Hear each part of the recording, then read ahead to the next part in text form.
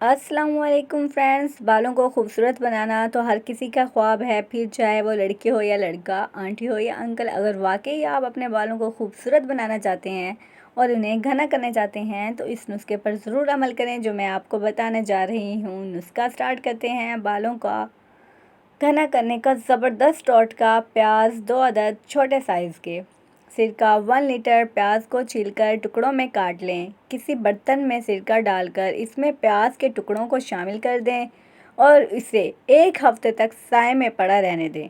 1 हफ्ते बाद प्याज के टुकड़ों को निकाल लें और सिरका महफूज कर लें। इस सिरके को 10 दिन रोज़ाना रात को सोने से पहले सर की जिल्द पर लगा कर मसाज करें और सो जाएं और सुबह उठकर सर को धो लें। इसके बाद इस अमल को हफ्ते में 1 बार दोहराएं। आपके बाल घने और मजबूत होने लग जाएंगे। बालों को घना करने के लिए इंतहाई आजमूदा और लाजवाब टोटका है।